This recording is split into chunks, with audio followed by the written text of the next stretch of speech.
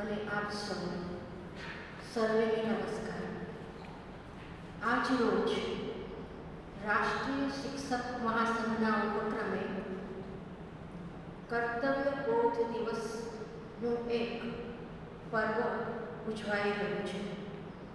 એ બદલ હું ટીમને હાર્દિક અભિનંદન પાઠવું છું અને આપ સૌને અઢળક શુભેચ્છાઓ પાઠવું છું, કારણ કે વિદ્યાર્થીઓનું અને એ રીતે રાષ્ટ્રનું નિર્માણ તમારા શરીર છે।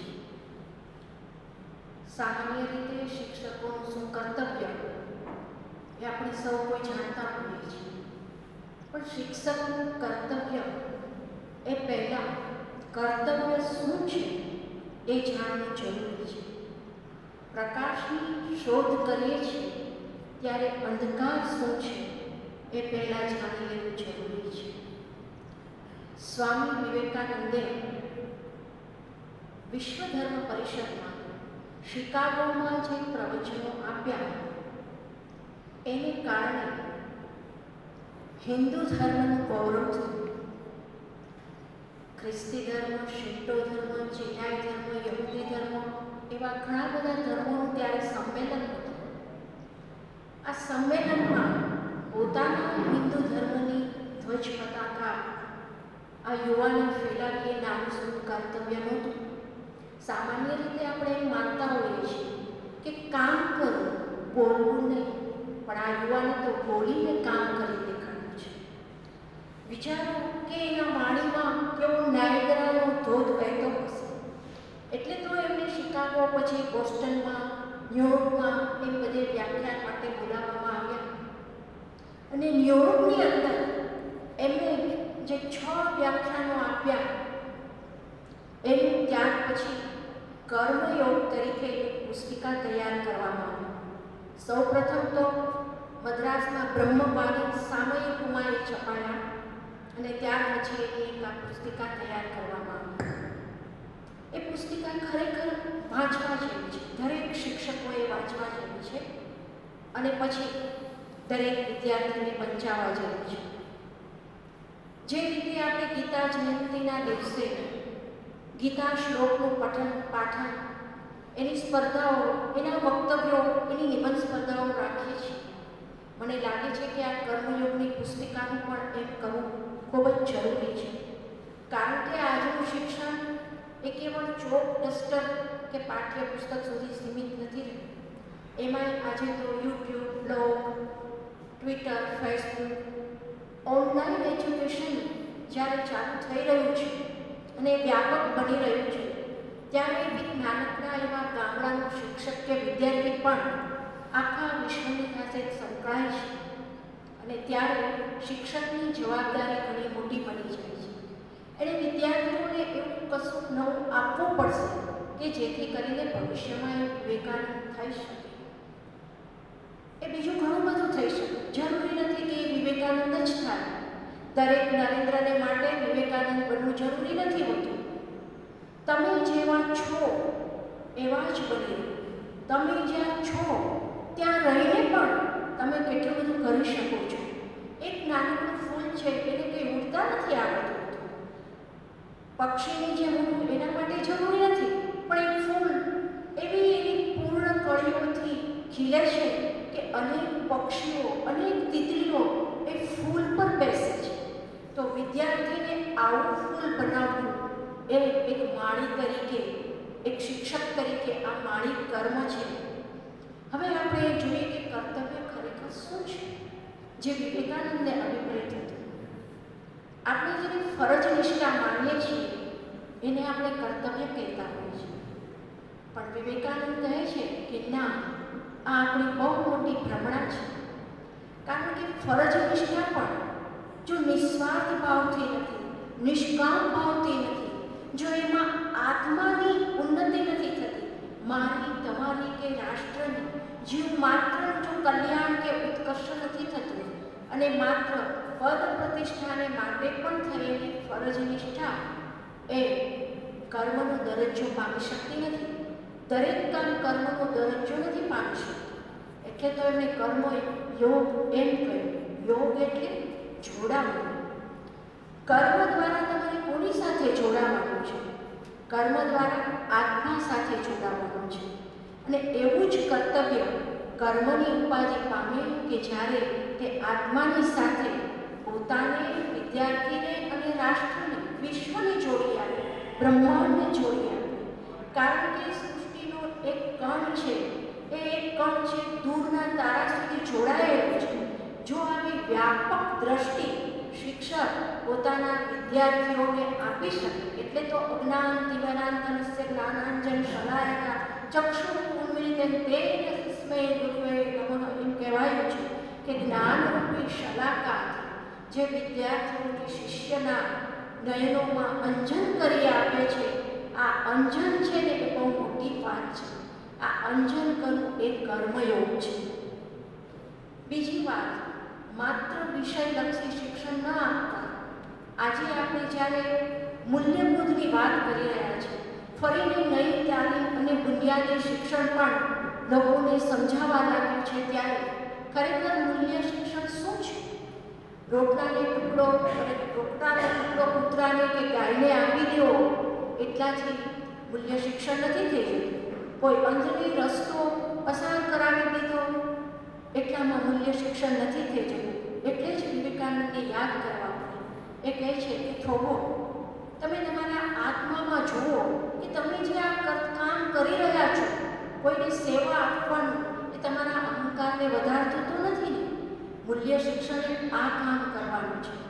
મનુષ્યના હૃદયમાં જે અહંકારનો નાદ ફૂટકારી રહ્યો છે, જો આ નાદને નાથવામાં નહીં આવે તો એના બહુ જ વિઘાતક પરિણામો સમાજ આજે ભોગવી રહ્યો છે અને વધુને વધુ ભોગવતો રહેશે. પરમાણુ બોમ્બ શોધાય, એ શોધ કોઈ વિજ્ઞાનીએ શોધી, પણ એનું પરિણામ શું આવ્યું એ આજે જગત જાણે છે. વિજ્ઞાનના અનેક જેનેટિક પ્રયોગો થયા, પરિણામ શું આવે છે આપણે સૌ આજે ભોગવી રહ્યા છીએ. એક નાનકડો વાયરસ પણ આપણને કેટલો બધો હંફાવે છે. તો દરેક જીવ છે એ જ્યારે એની પર અત્યારે જો આ વેક્સિન શોધાય છે તો એ મ્યુટેશન કરે છે અને એ હંફાવી રહ્યો છે. વિવેકાનંદ કહે તો એમના એ કર્મયોગના પ્રવચનમાં કે કીડી જેવી કીડી હોય છે ને, એને પણ જો તમે મારો છો ને તો એ કટિબદ્ધ થાય છે પોતાના અસ્તિત્વને ટકાવી રાખવા માટે. તો પછી રાષ્ટ્રના અસ્તિત્વને ટકાવવા માટે તો કેટલો બધો પ્રચંડ પુરુષાર્થ જોઈએ, કેટલો બધો દ્રઢ સંકલ્પ જોઈએ, કેટલી આત્મશ્રદ્ધા, અપરિમિત ધૈર્ય અને અનંત સહિષ્ણુતા જોઈએ, ત્યારે રાષ્ટ્રનું નિર્માણ થાય. આ દરેક શિક્ષકનું કર્તવ્ય છે. નિરંકારિતા એ બહુ જ પાયાની મોટી વાત છે, કારણ કે એના કારણે જ શુભ અને અશુભથી ઉપર ઉઠી શકાય છે, જેનાથી મનુષ્યનું ચિત્ત અનાસક્ત થાય છે. આજે આપણે જોઈએ છીએ શિક્ષણ તો ઘણું બધું આગળ નીકળી ગયું છે. છેક ચંદ્ર સુધી ને મંગળ સુધી આપણે કાલ સવાર ચંદ્ર સુધી તો પહોંચી ગયા, મંગળ સુધી પણ પહોંચીએ, અને કેટલા ઉપગ્રહો અને પરગ્રહવાસી સાથે પણ આપણે વાત કરીએ, એમની સાથે પણ કદાચ આપણે સંવાદ કરી શકીએ, જીવન વ્યવહાર પણ કરી શકીએ. પણ તેથી શું? તતઃ કિમ તતઃ કિમ તતઃ કિમ. એથી શું? જો ગુરુના પાદ પંકજને આપણે પૂજ્યા નથી. ગુરુ એટલે જે અંધકારને ખેડી અને પ્રકાશનો દિશા બતાવે છે એ ગુરુ. જો એ પ્રકાશના કિરણને, જો એ પ્રકાશના પુંજને આપણે પૂજ્યું નથી, એટલે કે જીવનમાં આત્મસાત નથી કર્યું, તો તતઃ કિમ તતઃ કિમ. તમે ગમે એટલા MBA થાઓ, CA થાઓ, ડબલ વિષયમાં ડોક્ટરેટ થાઓ, તતઃ કિમ. મુખ્ય વસ્તુ આ છે કે તમે અનાસક્તિ કેવો, નિસ્વાર્થ ભાવના કેવો, જે સેવા કરો છો, સેવાની ફિલસૂફી છે, એના પાયામાં ભક્તિ રહેલી છે, પ્રેમ રહેલું છે, આર્દ્ર હૃદય રહેલું છે. રામકૃષ્ણ પરમહંસ કે જેને દૂર બેઠેલા જે પેલા શ્રમિકને પાસામાં મારે છે લાઠી, અને એના સોળ પોતાના માથા ઉપર ઝીલાય છે, આ જે કરુણા છે, આ જે આર્દ્રતા છે, એ શિક્ષકે પેલા પોતાનામાં આત્મસાત કરવાની છે. જો શિક્ષકમાં જ આ કરુણા આત્મસાત નહીં હોય તો વિદ્યાર્થીઓમાં કેવી રીતે સંપ્રેરિત થશે? અહિંસા પરમો ધર્મ આપણે કહીએ છીએ, પણ અહિંસા શું છે? જ્યાં સુધી આપણામાં અહંકાર છે ત્યાં સુધી ક્યારેય અહિંસા ન આવી શકે. અહંકાર હંમેશા હિંસાને જન્મ આપે, અને એટલે જ ભગવદ્ ગીતા, ઉપનિષદ, વેદ એ બધાનું સંકલન કરીને, એ બધાનું નિચોડ કરીને સ્વામીજીએ આ કર્મયોગ નામની જે વ્યાખ્યાનો આપ્યા એ બહુ જ અદ્ભુત કાર્ય એમણે કર્યું છે. સમય નથી ને તો એમને એક વ્યાખ્યાનને આપણે વિશદતાથી સમજવા જેવા છે. એવી જ રીતે એમનો પ્રેમયોગ છે, રાજયોગ છે, એ બધા જ એમના જે પુસ્તિકાઓ છે એ ખરેખર ખૂબ વાંચવા જેવા છે. એમના વ્યાખ્યાનો સાંભળવા જેવા છે. વ્યાખ્યાન ઘણું બધું કરી શકે છે, આખા સમાજને બેઠો કરી શકે છે. વિવેકાનંદ આથી પણ આગળ વધ્યા. એ પણ સમજતા હતા કે વ્યાખ્યાનથી સમાજ બેઠો થાય, પણ માત્ર બેઠા થવાથી નહીં ચાલે, એટલે ચાલવું પણ જોઈશે. અને એટલે ચાલ્યા, બંગાળમાં ફરીને આવ્યા અને ભારતનું ભ્રમણ કર્યું. ચાલતા જ રહ્યા. અનેક શિષ્યોને પણ ચલાવ્યા અને અનેક જગ્યાએ મઠની સ્થાપના કરી. આપ સૌ જાણો છો તેમ બેલુર મઠની સ્થાપના કરી, અલ્મોડામાં અદ્વૈત આશ્રમની સ્થાપના કરી, બીજા કેટલાય શિષ્યોનું એમણે નિર્માણ કર્યું. અને હા, અત્યારે તમે સૌ શિક્ષકો છો, ત્યારે સિસ્ટર નિવેદાતાને યાદ ન કરીએ તો આપણે કૃતજ્ઞ કહેવાય, ખાસ કરીને મહિલાઓ. કારણ કે હિન્દુ સમાજને ત્યારે મહિલાઓની સ્થિતિ ખૂબ જ દયનીય હતી. એવી વખતે સિસ્ટર નિવેદિતાએ, કે જે અમેરિકામાંથી આવેલા, જે પશ્ચિમમાંથી આવેલી મહિલા, પૂર્વ, અત્યારે તો ભારત ઘણું બધું વિકસિત થયું છે, ત્યારે તો આપણી પરિસ્થિતિ ખૂબ જ કંગાળ હતી, દરિદ્ર હતી. એમણે આ કંગાળતા જોઈ, આ દરિદ્રતા જોઈ અને આ અનેક પ્રકારની હાડમારી, અપાવો, ઉપહાસ એ બધું સહીને પણ મહિલાઓ માટે જે શિક્ષણ અને કેળવણીનું કાર્ય કર્યું એ ખૂબ જ મોટું અને મહાન કાર્ય હતું. એમના કાર્યની સાથે સદાનંદ સ્વામી પણ જોડાયેલા હતા. અત્યારે જેવો આ કોરોના વાયરસનો ઉપદ્રવ છે તેવો જ ઉપદ્રવ ત્યારે મરકીનો હતો. તેઓ ખૂણે ખૂણે કરતા હતા, દવાઓનો છંટકાવ કરતા હતા, ગોળીઓ આપતા હતા, પૌષ્ટિક ખોરાક આપતા હતા, લોકોને એનાથી જાગૃત કરતા હતા, પ્રવચનો આપતા હતા, પત્રિકાઓની વહેંચણી કરતા હતા અને એ રીતે જાગૃતિ ફેલાવતા હતા, સ્વચ્છતાનો આગ્રહ સેવતા હતા.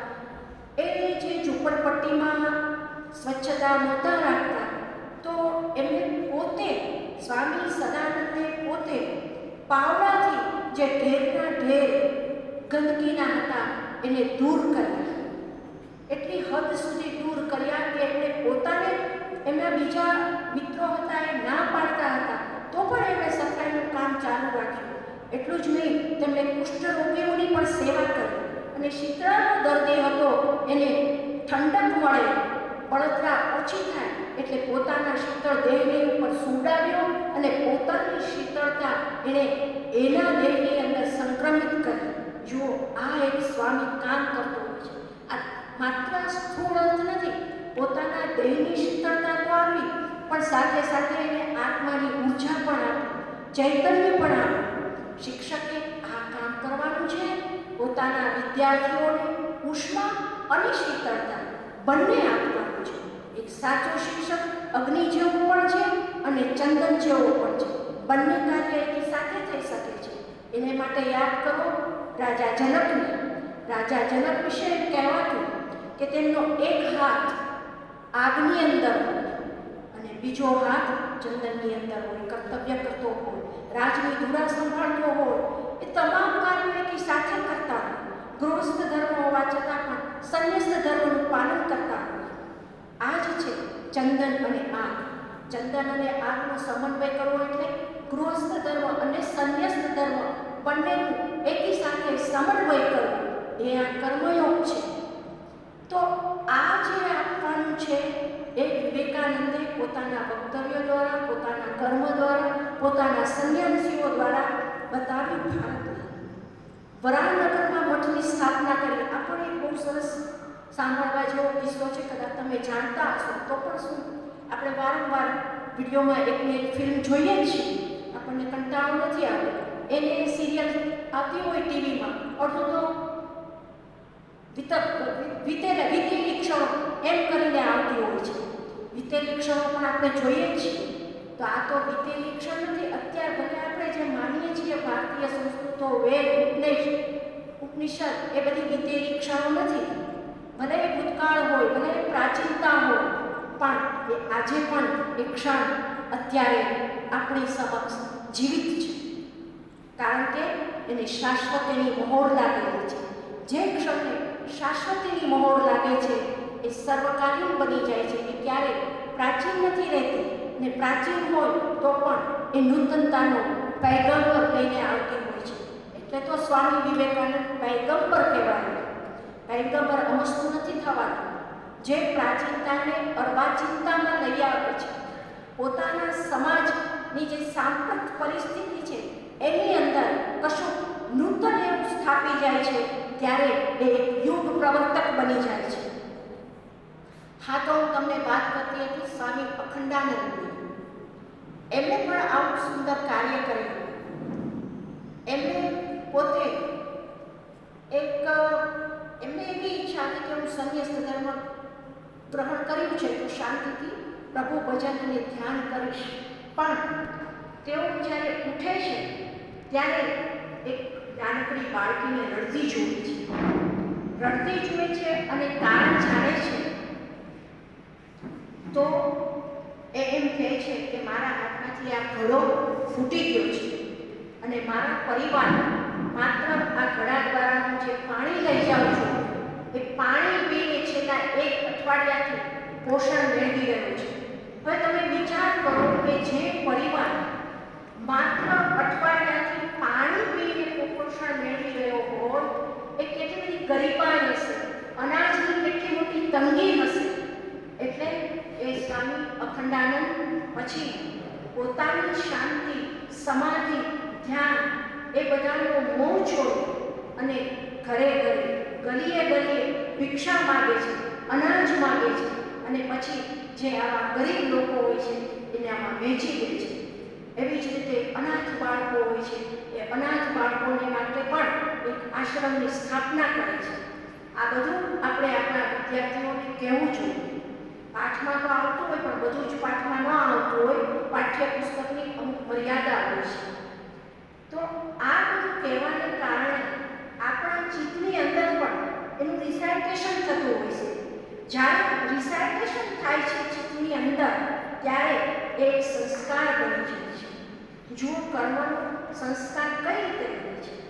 એક બીજ છે, એ બીજને આપણે ધરતીમાં વાવીએ છીએ, પછી ખેડ ખેતર પાણી આપીએ છીએ તો એને પોષણ મળે છે અને એમાંથી છોડ, અને પછી એ છોડ ઉપર ફૂલ અને ફળ બેસે છે. એવી જ રીતે કોઈ પણ વિચાર છે એ વિચાર તો એક બીજ રૂપે હોય છે, પણ જ્યારે એનું સતત રટણ કરવામાં આવે છે ત્યારે એ સંસ્કાર બને છે અને સંસ્કારમાંથી પછી ચરિત્રનું નિર્માણ થતું હોય છે. તો આ શિક્ષકનું કર્તવ્ય છે ચરિત્રનું નિર્માણ કરવું. એક આદર્શ શિક્ષક, એક ચારિત્ર્યવાન શિક્ષકનું આ કર્તવ્ય છે. અને જ્યારે આ ચારિત્ર્યનું નિર્માણ થાય છે ત્યારે એનું શિક્ષણ કર્મ એક કર્તવ્ય, એક ફરજ અને કર્તવ્ય ન બની રહેતા કર્મયોગમાં રૂપાંતરિત થાય છે. સ્વામીજીને આ અભિપ્રાય. ભગવદ્ ગીતામાં અર્જુન, આપણે જાણીએ છીએ કે જ્યારે સમ્રાંગણમાં એ આવે છે અને બધા ભીષ્મ પિતામહ અને બીજા ઘણા બધાને જુએ છે ત્યારે એનું આખું શરીર ધ્રુજવા લાગે છે. શા માટે ધ્રુજવા લાગે છે? એ તો યોદ્ધો હતો, પણ એને કૌશલ્યના અભાવે નહોતો ધ્રુજતો, પણ મોહ, આસક્તિ એને ઘેરી લીધો હતો. અને એટલે કુરુક્ષેત્રના મેદાનમાં કૃષ્ણએ ગીતાને સંભળાવી પડી. શિક્ષકનું આ કર્તવ્ય છે. જ્યારે વિદ્યાર્થીઓના જીવનમાં સંભ્રામણ આવે છે, સંઘર્ષની વેળા આવે છે, ત્યારે એને મૂલ્યબોધની ગીતા સંભળાવવી. આ ગીતા સંભળાવવી મૂલ્યબોધની એક કર્મ છે. એ પછી ફરજ નિષ્ઠાથી ઘણું આગળ ઉતરી ગયેલો કે જેને તમે સાચા અર્થમાં જ્ઞાન કહો ને, એ જ્ઞાનનું પ્રદાન કર્યું કહેવાય. ભગવાન કહે છે કે મારે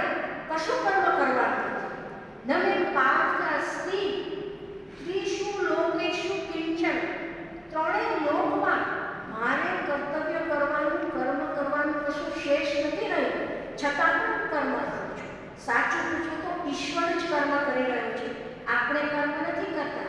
રાજેન્દ્ર શુક્લએ તમે કદાચ એ ગઝલ સાંભળી હશે કે આ ક્યાં કશું કરાય છે, આ ક્યાં કશું કરાય છે, આ તો બધું થાય છે.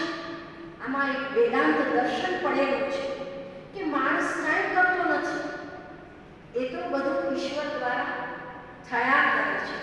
આ અનાસક્તિ છે. હું ભાવ, હું કરતાનો ભાવ, એ જ મનુષ્યની અંદર આગ છે. સ્વામીજીએ મધ્યાહ્નના સૂર્ય હોય, કેવો તડકો હોય, કેવો પ્રચંડ તાપ હોય, એ આપણને બાળતો હોય, તો આપણા શરીરને પેલો મધ્યાહ્નનો સૂર્ય જેટલો બાળે છે ને, એનાથી અનેક ગણો આપણને આપણો આ હું ભાવ છે, આ કરતા ભાવ છે, એ બાળતો હોય છે. અને એટલે ગીતા જરૂરી છે, એટલે વેદાંત જરૂરી છે, ઉપનિષદો જરૂરી છે, પુરાણો જરૂરી છે. આપણા જે પ્રાચીન ધર્મશાસ્ત્રો છે એનું અધ્યયન એટલા માટે જરૂરી છે. બધા નીચું કહે તો એક જ વસ્તુ આવે છે કે આશાનો ત્યાગ કરો, તૃષ્ણાનો ત્યાગ કરો. ગૌતમ બુદ્ધે પણ આ જ વાત કરી છે. અહંતાને, મમતાને, તૃષ્ણાને, સર્વ જીવો પ્રત્યે પ્રેમ રાખવો, મૈત્રી રાખવી, સદભાવ રાખવો, ઉપેક્ષા રાખવી, કોઈનો ઉત્કર્ષ થાય તો મુદિતા રાખવી. આ બહુ મોટી વાત છે. કદાચ આપણે ઉપેક્ષા રાખી શકીએ, મૈત્રી રાખી શકીએ, કરુણા રાખી શકીએ, પ્રેમ રાખી શકીએ, પણ મુદિતા, તમારો ગમે એવો મિત્ર શું ભાઈ હશે ને, એ પણ જો બહુ ઉન્નતિ કરશે ને તો તમને ઈર્ષા આવશે. આ ઈર્ષાને દૂર કરવાનું સ્વામી વિવેકાનંદ કહે છે, અને ગૌતમ બુદ્ધ એને માટે મુદિતા શબ્દ વાપરે છે. તો આ ઈર્ષાને દૂર કરવી વિદ્યાર્થીઓમાંથી ખાસ, કારણ કે આજની જે યુગ છે એમાં સ્પર્ધા સ્પર્ધા સ્પર્ધા, જાત જાતની સ્પર્ધાઓ લેવાય છે. એને કારણે જાણે અજાણે વિદ્યાર્થીઓના ચિત્તની અંદર આપણે અસૂયાનું નિર્માણ કરતા હોઈએ છીએ. પણ એની જગ્યાએ મુદિતા આપણે સ્થાપના કરવી જોઈએ. જે અહિંસા પરમો ધર્મ છે ને, એ આવતીકાલનું સૂત્ર છે મુદિતા પરમો ધર્મ. કારણ કે મુદિતા હશે ને તો પછી અહિંસા પણ આવી જશે. કારણ કે હિંસા શું કામ થાય છે? ઈર્ષામાંથી હિંસા થતી હોય છે. વિદ્યાર્થીને તમે જોયું હશે, એક વિદ્યાર્થી બીજા વિદ્યાર્થીને હેરાન શું કામ કરતો હોય છે? હોશિયાર વિદ્યાર્થી હોય એ સૌથી વધારે હેરાન થતો હોય, કારણ કે બીજા એની હોશિયારી સહન નથી કરી શકતા હોતા, તો હિંસા અહીંયા ઉત્પન્ન થાય છે. પણ જો વિદ્યાર્થીમાં મુદિતાનો ગુણધર્મ કહેવાયો હશે તો આ મારામારી, આ હુંસાઘુસી એવું બધું નહીં થાય. તો આ કર્તવ્ય શિક્ષણનું છે. ઘણું બધું કહેવાનું છે, પણ મને લાગે છે કે સમય ઘણો બધો વીતતો જાય છે, સાંજ પણ ઢળતી જાય છે. તો હું અહીં પૂરું કરું અને આપ સૌએ મને સાંભળવા માટે આભાર માનું છું.